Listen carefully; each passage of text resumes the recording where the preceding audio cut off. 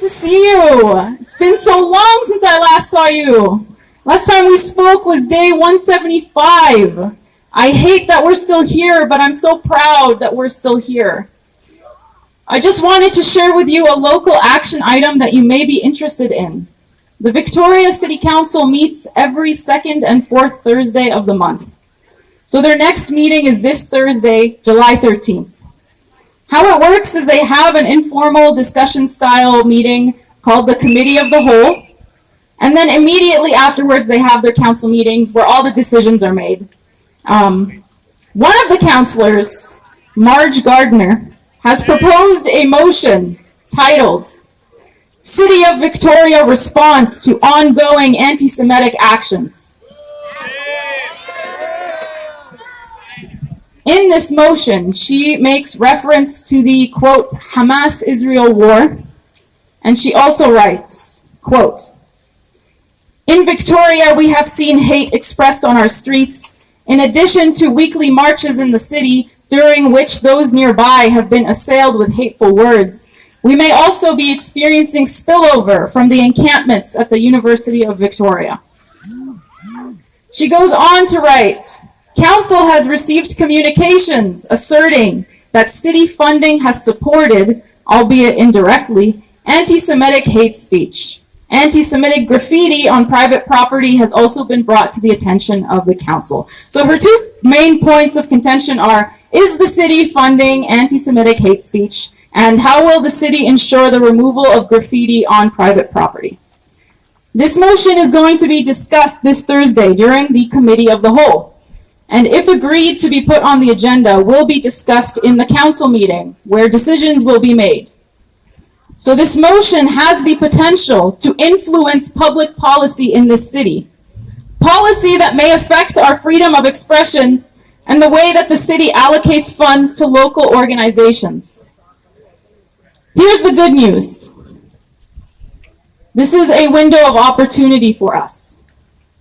City Council will now have to discuss Palestine because Marge has chosen to name drop these rallies and the UVic students' encampment.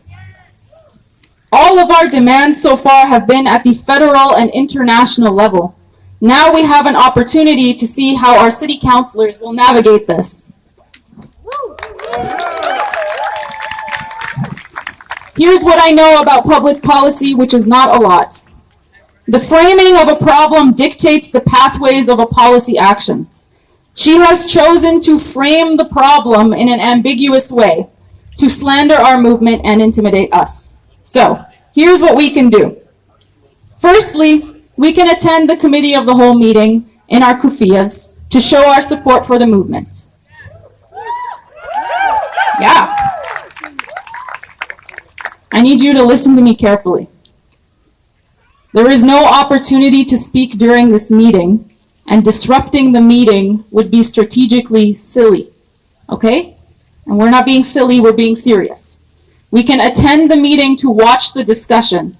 Bring a notepad and pen and take notes. I think it will also be live streamed. Somebody needs to fact check me on that. It will be on Thursday. You can find the agenda on the City Council website. Okay? Only attending, no disruptions. This is a legally binding contract. You all agree? Cool. Secondly, that's the first thing we can do. Secondly, we can Google Victoria City Council and find the emails and phone numbers of the 8 council members plus the mayor. This motion is going to be discussed. We can't stop that. We need to urge our councilors to maintain their integrity during the discussion.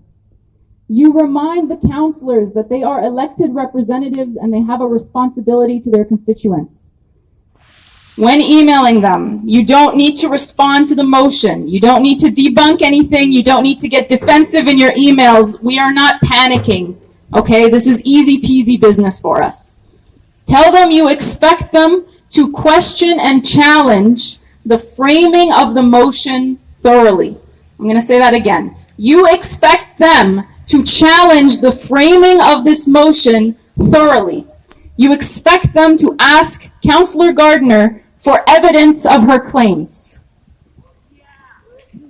There's three parts of her motion that I think are worth pointing out. First of all, what does she mean by hate on the streets because of these rallies and the encampments?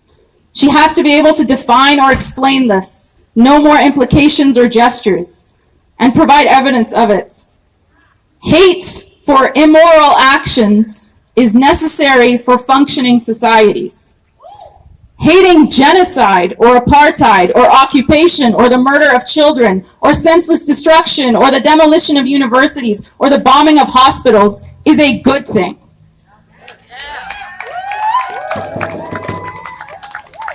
Somehow I don't think that's the hate that she's slandering us with. Secondly, she has to explain what she means by anti-Semitic graffiti. She has to describe the nature of them and provide evidence for it. Zionist lobbies are bastardizing the meaning of anti-Semitism, which is dangerous for Jews. Since she mentioned the protests and the encampment, which are explicitly anti-Zionist, it is reasonable to assume she may be conflating anti-Zionism with anti-Semitism. This must be made clear, no ambiguity. Please provide evidence. And finally, this is the most important one.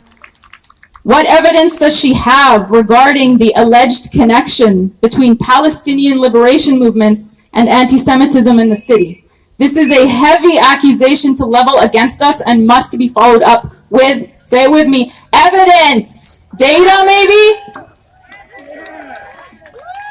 So remind your counselors that correlation is not causation. Remind them to be thorough and honest. Remind them that an incorrect framing will have dangerous consequences on the freedoms of the people in Victoria. Remind them to be brave as their job demands they stay level-headed. Claims made without evidence can be dismissed without evidence, and the burden of proof lies on the claimant. Remind the council of this and tell them you will be following along with the discussion in person, live stream, etc. Thank you. Finally, we all just agreed we wouldn't give up, so let's keep our word. Look up the council members, email them all, and show up to the meeting. We will not allow council to take away our freedom of expression, and especially not in the dark. Free Palestine.